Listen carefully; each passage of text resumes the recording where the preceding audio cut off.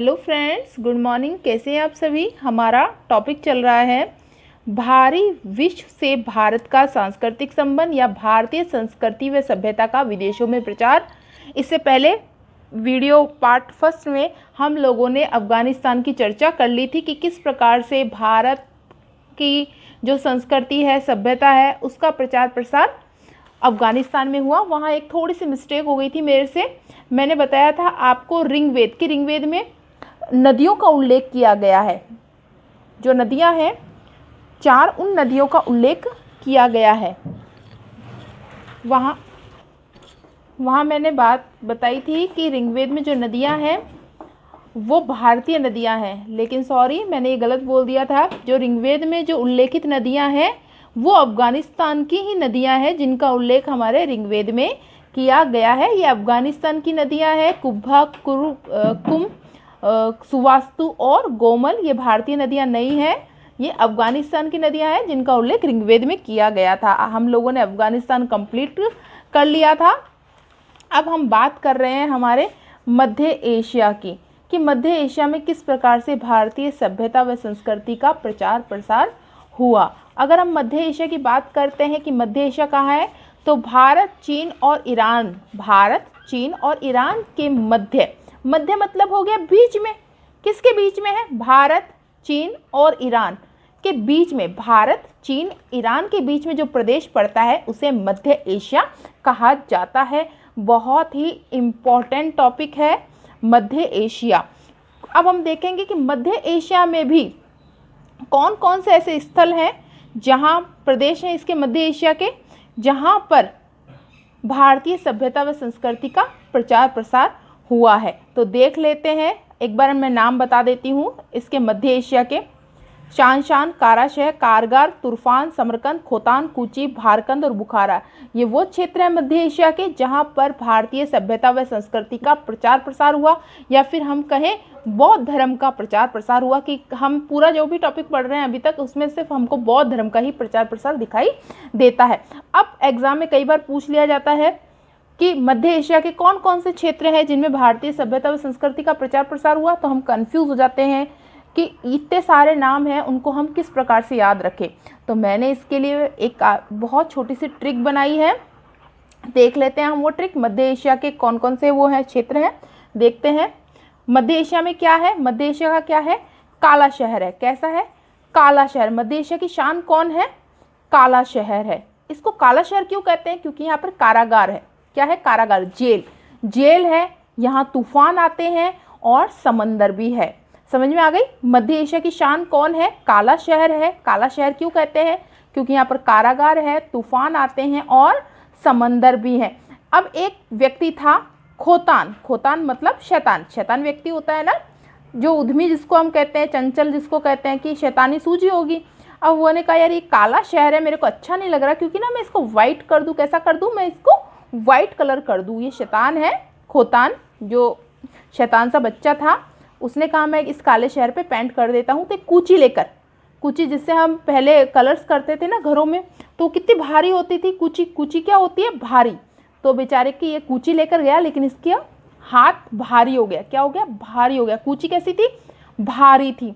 तो बेचारे को अब देखो, कलर्स करते करते कलर्स की बात सोची थी इसने, खोतान ने, कि मैं कूची लेकर जाऊंगा जो कि भारी है, लेकिन इसको बुखार आ गया। बेचारे ने सोचा क्या था और हुआ क्या। मध्य एशिया की शान है काला शहर। काला शहर क्यों कहते हैं? क्योंकि इसमें कारागार है, तूफान आते हैं और समंदर है। खोतान नाम का एक व्यक्ति है या बच्चा है, वो कूची लेकर गया। कूची भारी थी, हाथ में बेचारा ज़्यादा देर पकड़ नहीं सका। सोचा था काले शहर को सफ़ेद बना दूंगा, लेकिन बेचारा बुखार में पड़ गया। अब देख लीजिए, इस ट्रिक से हमें मध्य एशिया के सारे क्षेत्र याद हो गए हैं। शान से शानशान, काला शहर से कारा शहर, कारागार से कारागर, तूफान से तुर्फान, समंदर से समरकंद, खोतान से खोतान, कूची से कूची, भारी से भारकंद और बुखार से बुखारा। ये वो ऐसे क्षेत्र हैं मध्य एशिया के जिनमें सबसे ज़्यादा भारतीय सभ्यता संस्कृति, या मैं यूँ कहूँ बौद्ध धर्म का सर्वाधिक प्रचार प्रसार हुआ। अगर हम इनमें से भी बात करें कि कौन सा ज़्यादा इम्पॉर्टेंट है, जिनमें भारतीय सभ्यता व संस्कृति का सर्वाधिक विकास हुआ, तो सबसे ज़्यादा इम्पॉर्टेंट है हमारा खोतान, जिसकी हम चर्चा अभी नेक्स्ट में करेंगे। खोतान भारतीय सभ्यता और संस्कृति का इसे सबसे बड़ा केंद्र माना जाता है। किसे? मध्य एशिया में क्वेश्चन पूछा जाता है कि मध्य एशिया में भारतीय सभ्यता और संस्कृति की सबसे बड़ी केंद्र कौन सा था या फिर बस्ती कौन सी थी, तो वो आएगी खोतान, फर्स्ट नंबर की है। और अगर हम सेकंड की बात करें कि भारतीयों की सबसे बड़ी बस्ती कौन सी थी खोतान के बाद, तो वो आएगी आपके कारा शहर। तो याद हो गई शानशान, कारा शहर, कारागर, तुर्फान, समरकंद, खोतान, कूची, भारकंद और बुखारा मध्य एशिया के क्षेत्र है जहाँ पे भारतीय सभ्यता व संस्कृति का विकास हुआ। इनमें भी फर्स्ट नंबर पे खोतान है और दूसरा कारा शहर है। तो हम सबसे पहले अब इसमें जो सारों की चर्चा नहीं करेंगे क्योंकि सारे इंपॉर्टेंट नहीं है, जैसे मैंने बताया कुछ इंपॉर्टेंट है तो कुछ की चर्चा कर लेते हैं हम यहाँ पर चर्चा करने वाले हैं अब खोतान की। किसकी? खोतान की चर्चा करने वाले हैं। अब हमने जिक्र किया था ना खोतान मतलब शैतान। क्या है? शैतान एक बच्चा है, शैतान बच्चा है। अब ये जो शैतान बच्चा है ये किसका है? सम्राट अशोक का। किसका? सम्राट अशोक, सम्राट अशोक का है। और ये बच्चे क्या कर रहे हैं? खोतान, नाम है खोतान। अब खोतान में शब्द आ रहा है खो, खो खो खेल रहे हैं शैतान बच्चे। खो खो खेल रहे हैं कौन? शैतान बच्चे खो खो खेल रहे हैं। किसके? सम्राट अशोक के हैं। तो सम्राट अशोक बोले भाई अब मेरे शैतान बच्चे जब खो खो खेल रहे हैं तो मैं एम्पायर का काम करूंगा, मैं रेफरी बनूंगा। तो फिर कनिष्क जो है, कनिष्क सेकंड, सम्राट कनिष्क सेकंड, वो बोले अच्छा तुम्हारे बच्चे हैं तो फर्स्ट एम्पायर तुम बन जाओ और सेकंड एम्पायर मैं बन जाता हूँ। खोतान से आपको याद रखना है खो खो गेम खेला जा रहा है। खो खो गेम कौन खेल रहा है? सम्राट अशोक के बच्चे खेल रहे हैं। अब ये बच्चे कौन कौन से हैं? इनमें पहला नाम आएगा कुश्तन, दूसरा आएगा कुणाल। कुश्तन और कुणाल खेल रहे हैं ये बच्चे सम्राट अशोक के। और इनकी विजित मतलब इनकी विजय संभव किससे हो गई? विरोचन के कारण इनकी विजित संभव हो पाए, इसलिए वहाँ गोमती विहार मठ का निर्माण किया गया। इनकी विजय के बाद क्या किया गया? गोमती विहार मठ का निर्माण। तो खोतान में हमको ये बात इंपॉर्टेंस याद रखनी है। खोतान में खो खो से आपको याद आ जाएगा खो खो कौन खेल रहा है? सम्राट अशोक के पुत्र कुश्तन आएगा पहला नाम, कुणाल आएगा। इनकी विजित संभव हो पाई है, विरोचन के कारण संभव हो पाई है और यहाँ पर गोमती विहार मठ का निर्माण किया गया है। अब इस ट्रिक से ही देख लेते हैं कि हमारे सारे पॉइंट क्लियर हो गए हैं। अब हम बात कर लेते हैं खोतान में कि खोतान मध्य एशिया का जो दक्षिण भाग है उसे खोतान कहा जाता है। खोतान में हमने बात की थी अशोक के जो पुत्र हैं शैतान वो खो खो खेल रहे हैं। तो पहला हमारा नाम आया था कुश्तन कि खोतान में एक स्वतंत्र राजवंश की नींव किसने डाली? कुश्तन ने डाली। दूसरे की बात की थी हमने, दो बच्चे खेल रहे थे खो खो, एक तो कुश्तन था और दूसरा कुणाल था। इसके अलावा कुश्तन के अलावा कुणाल ने भी खोतान में एक राज्य स्थापित किया। कई बार ऐसे पूछ लिया जाता है कि खोतान में स्वतंत्र राज्य की नींव किसने डाली? ऑप्शन में कुश्तन आ सकता है या कुणाल भी आ सकता है। उसके बाद हम बात करेंगे कि इन कुश्तन और कुणाल दोनों खो खो खेल रहे थे, इनकी विजित संभव हो पाई। क्या हो पाई? विजित संभव हो पाई। किसके कारण? विरोचन के कारण। तो देख लीजिए कैसे कनेक्शन हो रहा है। जो कुणाल के पुत्र थे मतलब कुणाल का जो पोता था विजित संभव, इनके शासनकाल में कौन आए थे? भारतीय बौद्ध विद्वान आए थे विरोचन। खोतान आ गए थे और इन्होंने यहाँ बौद्ध धर्म की जो महायान शाखा है उसका प्रचार प्रसार किया था। आ गई बात समझ में? शैतान बच्चे थे सम्राट अशोक के पुत्र दो, कुश्तन और कुणाल, इन दोनों ने तो जो खोतान है मध्य एशिया का उसमें स्वतंत्र राज्य की स्थापना की। कुणाल का जो पौत्र है विजित संभव, कुणाल का पौत्र है विजित संभव, इनके शासन में विरोचन आए थे खोतान जिन्होंने महायान शाखा का प्रचार प्रसार किया। ये हमारी ट्रिक हो गई। हमने पढ़ा था खो खो कौन खेल रहे थे? कुश्तन कुणाल, विजित संभव हो पाई विरोचन के कारण। अब इम्पोर्टेंट बात पढ़ ली है, ये एक इम्पॉर्टेंट बात है। फिर गोमती विहार मठ कहाँ पर है? मध्य एशिया। याद रख लीजिएगा मध्य एशिया का सबसे बड़ा मठ है गोमती विहार मठ। यहाँ पर 3000 बौद्ध भिक्षु और इसके अलावा भारतीय विद्वान भी रहते थे। तो गोमती विहार मठ कहाँ है? मध्य एशिया का है। फिर हम बात कर लेते हैं कि हमने बात की थी, यहाँ देख लेते हैं ऊपर थोड़ा सा कि खोतान जो है वो पहले ही पढ़ चुके हैं, मध्य एशिया की मध्य एशिया में भारतीय सभ्यता व संस्कृति का सबसे बड़ा केंद्र था।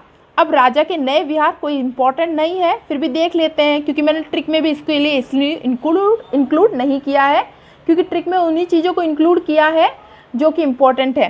फायन के अनुसार इसके निर्माण में 80 वर्ष लगे थे राजा के नए विहार में। ट्रिक में ये देखा था हम लोगों ने कि सम्राट अशोक फर्स्ट रेफरी बने थे और सेकंड कौन थे, कनिष्क। तो कनिष्क को द्वितीय अशोक कहा गया है क्योंकि इन्होंने,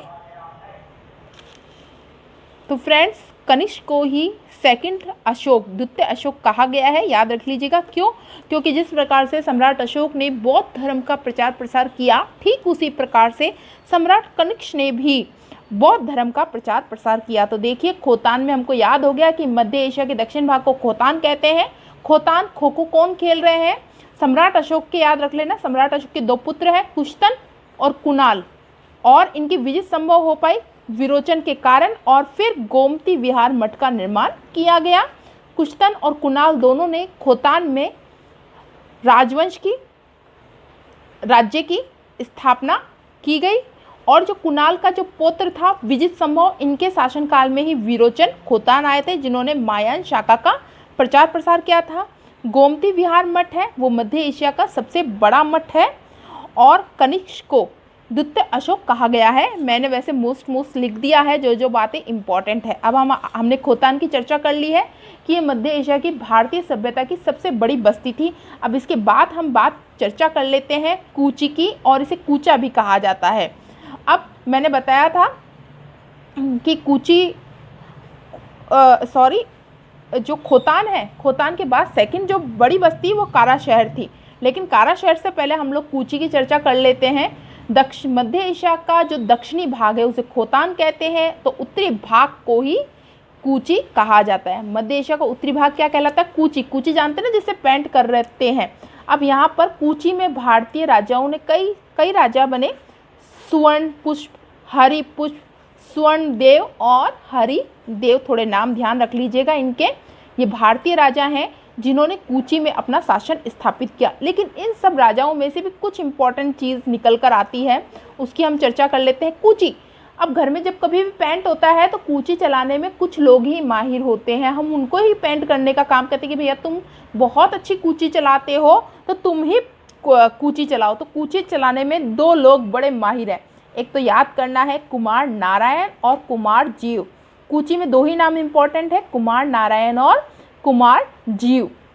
जो कुमार नारायण है वो भारतीय विद्वान थे, और ये कहाँ गए थे, कूची गए थे, और कूची में ही इन्होंने जीवा नामक लड़की से विवाह कर लिया था। वहाँ कूची के जो शासक थे उनके ये राजगुरु बन गए थे कुमार नारायण। कुमार नारायण का ही पुत्र कौन हुआ, कुमार जीव। कुमार तो पिता का नाम और जीवा माता का नाम, तो मिक्स करके क्या बन गया, कुमार जीव। कुमार नारायण व जीवा के पुत्र थे, और कूची में इन्होंने महायान शाखा का विस्तार किया, या यूँ कहूँ कि बौद्ध धर्म की महायान शाखा का प्रचार प्रसार किया। तो कूची से फटाफट याद हो जाएगा कि कूची चलाने वाले घर में 2 ही लोग माहिर होते हैं, और कूची में भी 2 ही लोग माहिर थे, कुमार नारायण और कुमार जीव। कुमार नारायण कूची के जो शासक थे उनके राजगुरु बने, और उनका पुत्र कुमार जीव हुआ जिसने बौद्ध धर्म की महायान शाखा का विस्तार किया। अब हम बात कर लेते हैं कूची के बाद कारा शहर की, कि खोतान के बाद मध्य एशिया की जो दूसरी बड़ी बस्ती थी जहां पर भारतीय सभ्यता व संस्कृति का सबसे ज़्यादा प्रचार प्रसार हुआ, वो थी कारा शहर। अब इसमें इंपॉर्टेंट क्या बात है, इसे अग्नि देश भी कहा गया है। एक ही टॉपिक में फैक्ट्स बहुत ज़्यादा होते हैं, तथ्य बहुत ज़्यादा होते हैं, लेकिन सारे तथ्य ही हम लोगों के लिए इम्पॉर्टेंट नहीं होते हैं, इसलिए मैंने जो इम्पॉर्टेंट है वो इसमें शामिल किए हैं। तो फ्रेंड्स, ये हमारा भारतीय सभ्यता संस्कृति का प्रचार प्रसार मध्य एशिया में किस प्रकार से हुआ, वहाँ हमने खोतान, कूची और कारा शहर को पढ़ लिया है। आगे हम दूसरे जो देश हैं उनकी चर्चा नेक्स्ट वीडियो में करेंगे। Thank you friends. It's caught in the crossfire.